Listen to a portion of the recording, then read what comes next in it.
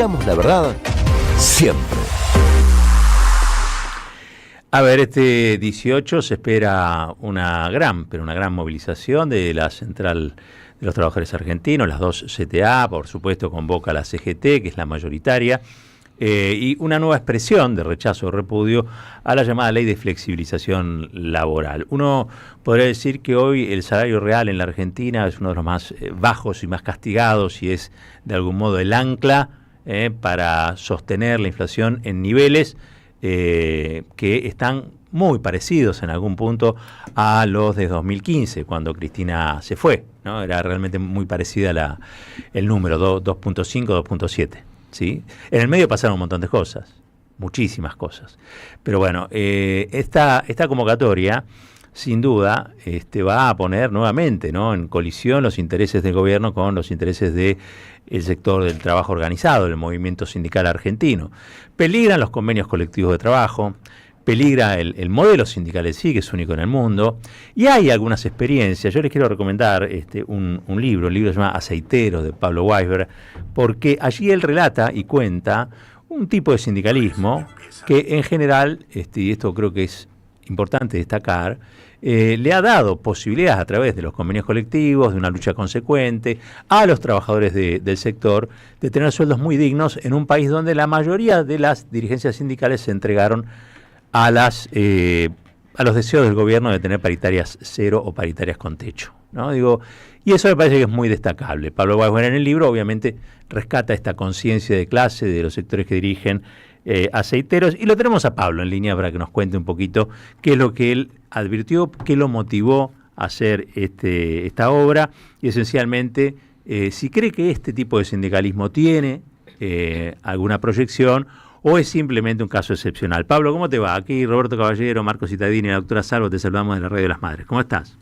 Hola, ¿qué tal? ¿Cómo están? Buen día, gracias por llamar. No, por favor, gracias por darnos estos minutos. Pablo, bueno, la pregunta es esa, digamos, ¿por qué un libro sobre aceiteros? ¿Qué viste allí para tirarlo a un texto que es, yo creo, cuando uno se toma muy en serio las cosas, las escribe? Entonces, ¿qué viste ahí en Aceiteros? Mirá, ahí lo que hay es un proceso sindical y político de un grupo de trabajadores que empieza trabajando en los 90 en una aceitera multinacional con puerto propio como es Dreyfus, como era y como es Dreyfus, que en ese momento era la planta productora de aceite del mundo más importante por volumen de producción. Después eso cambió, pero en ese momento, como era una planta nueva, era la más importante. Y ellos tenían, además de salarios muy cercanos a la pobreza, condiciones de trabajo tremendas, que cuando yo me empiezo a acercar al proceso y empiezo a escribir y te van contando la forma en la que trabajan, viste, vos te quedás como metido adentro del tema y por ahí no tenés la distancia. Y cuando lo va viendo el editor, me dice, che, pero esto son relaciones laborales similares a la revolución industrial. Ajá. Y la realidad es que sí. No sé, no los dejaban tomar mate, por ejemplo. Ni siquiera tenían la posibilidad de tomar mate, les rompían los mates cuando se los encontraban.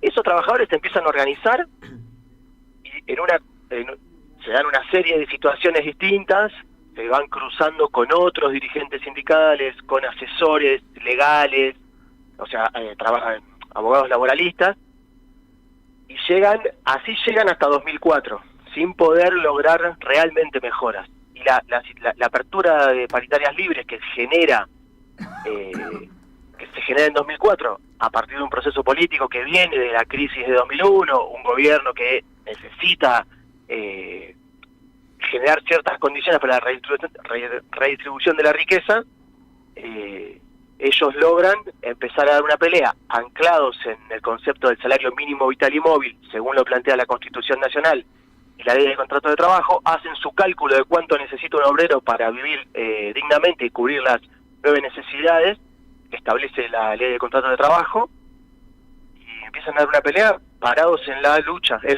la huelga como herramienta central. Y eso les permite ir mejorando el salario en forma progresiva hasta que el salto real lo dan a partir del 2010, cuando eso se nacionaliza. Ajá. Y ellos logran, a ver, vos decís, porque este tipo de sindicalismo combativo generalmente tiene desarrollo en muchos lugares, en epicentros, en lugares donde hay obviamente algún tipo de dirigencia comprometida con su gente, pero no es tampoco muy habitual, quiero decir, o sea, no llegan a la primera plana nacional. Ellos sí lo lograron. ¿Cómo lo lograron? Y tiene muchas aristas de cómo llegaron a digamos, a nacionalizar eso. Uh-huh. En parte tiene que ver con que hay una característica que a mí me llamó la atención, porque cuando uno mira aceiteros y ve el resultado que tienen hoy, o sea, cuando vos ves la foto de hoy, ves un trabajador con los salarios más altos de la Argentina, con un salario inicial de peón que es muy alto, porque ellos lo que hacen es negocian el salario del peón y de ahí para arriba. ¿Qué ronda hoy el salario del peón? Y hoy va a estar a partir de enero está en 2.300.000, que es el salario básico inicial, o sea, piso. El peón, que es la categoría más baja, claro. Sin estudios secundarios y sin ningún adicional, o sea, ahí no está contabilizado ni el hora extra, ni ningún tipo de plus. Ni lo que implica el plus por turno rotativo, nada. Entonces, ellos cuando inician ese proceso no se despegan, por un lado, lo que te decía, que la característica que a mí más me impactó es que cuando vos ves la foto decís, bueno, pero acá hay unos trabajadores que venían con cierta sindicalización previa, con un proceso político más organizado, y en realidad la gran mayoría de ellos eran trabajadores que no tenían ningún vínculo con lo sindical y que incluso tenían una mirada muy crítica de lo sindical, con mucha crítica, incluso familiar, construida con años respecto de lo que era el sindicalismo. Ellos van dando una pelea que tiene que ver por resolver esas condiciones más mínimas que te digo, que por ejemplo no podían ni siquiera tomar mate, y llegan a discutir el salario anclados en el derecho constitucional. Ese proceso se da, por un lado, sin despegarse de sus compañeros, o sea, los delegados siguen viviendo igual que sus compañeros, los dirigentes que van convirtiéndose en dirigentes de sindicatos siguen viviendo igual que sus compañeros, siguen yendo a trabajar, o sea, hay un proceso ahí de mucha cercanía con el resto de los trabajadores de cada fábrica. Yo creo que ahí hay algo distinto. Vos me decías, esto puede replicarse en otros sectores, claro, por supuesto. De hecho, en muchísimos lugares ocurre esto. Lo que pasa es que a veces, por distintas situaciones, no logran nacionalizar la situación. Debe haber ahí también, imagino yo, el sector, estamos hablando de la industrialización, muchas veces de materias primas que son clave en la balanza exportadora de la Argentina, digamos. Eso creo que debe haber ayudado también a la visibilidad de algunos de sus dirigentes y de la propuesta, ¿no? Sí, el peso del sector en la economía, de la exportación, seguramente le dio más volumen mediático a ellos, más visibilización. Ahora, lo que a ellos les permitió realmente cambiar su situación es la decisión de llevar adelante huelgas. Claro. Entonces, ellos hicieron distintas huelgas en distintos lugares hasta que llegan a la huelga nacional de 2015, que dura 25 días, y esa es la que como los pone, digamos, sobre la mesa nacional. Ahí todo el mundo los empieza a mirar, todos los empezamos a mirar, como un fenómeno distinto. Claro. Y lo que tienen de distinto es esto que te digo, no haberse despegado de sus compañeros en ningún momento y tener un ejercicio muy fuerte, por ejemplo, de asambleas. Entonces, ellos hicieron de la democracia sindical, tal vez no sea la mejor forma de decirlo, pero un culto. Claro. Entonces, claro, es como, viste, ellos de ahí no salen. Entonces, todo es discutido a partir del 2010, cuando este grupo esta línea de este grupo de trabajadores, esta línea política y sindical llega a la federación, se empiezan a hacer encuentros de formación. Ellos empiezan a hacer plenarios nacionales de delegados, donde tienen formación en distintas ramas, digamos, como en distintas áreas. Entonces convocan a politólogos, convocan a economistas, convocan a abogados laboralistas a que realicen exposiciones y sobre esa base ellos poder discutir e ir formándose a través, por un lado, de la transmisión oral, pero también a través de lecturas. Pablo, Este es su proceso. Pablo, ¿qué tal? Marcos Cittadini te saluda. ¿Cómo ¿Qué te tal, va? Marcos? Obviamente esto inevitablemente, porque es una cuestión básica de puja distributiva, supongo que afecta a la rentabilidad de las empresas por las que están contratados. Ahora, no fundieron, por lo menos no le fue mal a esas empresas por pagar mejores sueldos, tener que pagar mejores sueldos por esta lucha. No, mira, justamente... Digo, lo pienso en el contexto de lo que se discute de la reforma laboral, ¿no? No, claro, eso que planteas para mí es uno de los puntos centrales, porque es una de las cosas que Jofre, quien es hoy el secretario general, insiste siempre. Él dice esto: para que los trabajadores ganemos un poquito más, dice, las empresas ganan un poco menos. Ahora, ese planteo, que es como bastante lógico, pues decir, ¿cuánto ganan menos las empresas? Entonces yo te voy a hacer una pregunta que la empecé a hacer muchas veces porque es como muy interesante para ver cómo pensamos nosotros que es la rentabilidad de las empresas. Entonces, ¿cuánto crees vos que es la masa salarial respecto de la totalidad de las ventas de una aceitera, contando el salario del gerente hasta el peón? ¿Qué porcentaje crees que representa? ¿Menos del 10%? Sí, menos del 10%, pero ¿cuánto? Anímate que nadie le pega, no pasa nada. Y No hay problema. me sale decir 3 por el carineo de últimamente. No, es entre el 0.5 y el 1.8%. Claro. No. Según... Sí, esperá, y eso... A nadie le pega de verdad, yo pensé que era... No, claro. No les pega nada. Yo cuando dijo 3% dije internacionales. exageró, pero no. No, y esa variación tiene que ver con los precios internacionales y con el valor del dólar. No es un problema. Lo que te quiero decir es esto, que vos, imagínate esto, ¿no? Ellos estuvieron a punto de ir a una huelga este año que termina para discutir la nueva recomposición salarial, ¿no? El nuevo ajuste salarial. ¿Qué pasó? De 1.800.000 a 2.300.000 el básico del peón. ¿Cuánto habrá representado eso que llevó más de 2 meses de discusión entre 0.5 y 1.8? Claro. Nada, la nada misma. Nada Ahora, que ver. esta situación este porcentaje, es prácticamente invariable desde los 90 hasta hoy.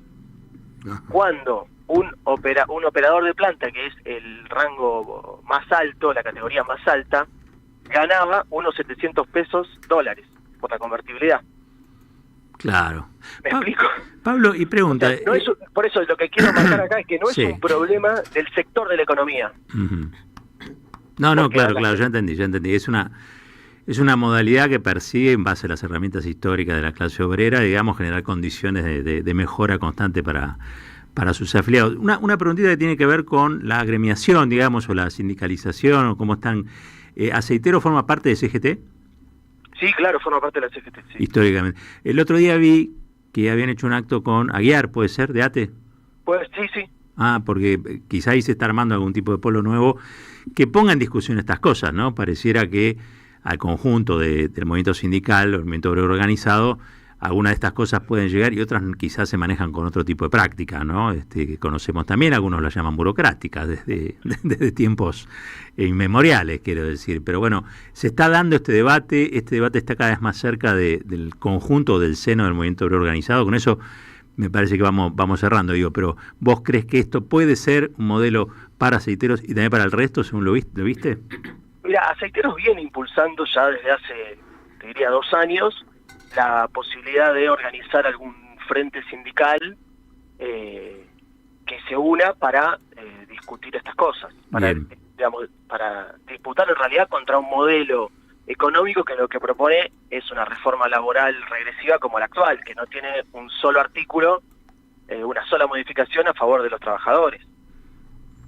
Pero bueno, ese proceso tiene muchas variables que a mí se me escapan, y muchas alternativas que a mí se me escapan. Pablo, te quiero felicitar, autor de libros junto a Felipe Selesia, ¿no? Una gran sociedad en muchos libros. Te quiero felicitar por este trabajo. Muchos, yo creo que encuentran en este trabajo periodístico, en rescatar estas historias, estas crónicas, bueno, quizás subjetividades que nos están faltando. Así que es un gran trabajo el que encabezaste y bueno, desde acá felicitaciones, ojalá que el libro vaya de mano en mano y genere una nueva oleada de un sindicalismo que luche por lo que tiene que luchar y que consiga lo que tiene que conseguir para sus afiliados. Así que bueno, felicitaciones y un abrazo grande. Muchísimas gracias. Déjame pasar un chiquito corto. Por supuesto. Este miércoles 17 lo presentamos a las 6 de la tarde en la Casa de las Madres, ahí en Hipólito Yrigoyen al 1500, frente a la Plaza Congreso. Sí, repitamos. Miércoles a las 18 en Hipólito Yrigoyen al 1500, ahí en la Casa de las Madres. Creo que la dirección justa es 1548. Sí, perfecto. Bueno, ahí entonces están todos convocados. Va a estar Pablo Weisberg. ¿Con quién lo presentás? Y lo presentamos con Ale Berkovich, que él en el 2015 les había dado como mucho aire, entonces ellos siempre le están como agradecidos, con Daniel Jofra, que es el secretario general de la Federación Aceitera, con Carla Gaudensi, que es secretaria general de la FATPREN, la Federación de Prensa, y con Carlos Zamboni, que es uno de los abogados del equipo legal de la Federación. Pablo, gracias por todo. Abrazo grandote. Gracias, muchas gracias a ustedes. Hasta luego. Pablo Weisberg, autor de Aceiteros, una experiencia realmente importante para destacar, para hacer foco, y bueno, se va a estar presentando entonces el miércoles en la Casa de las Madres. 16 minutitos pasaron de las 9 de la mañana, vamos a hacer ya, cuando volvemos, editorial. En AM530 pasan muchas cosas. Y todo lo que pasa está en la red. Somos Radio AM530 en YouTube. Entérate de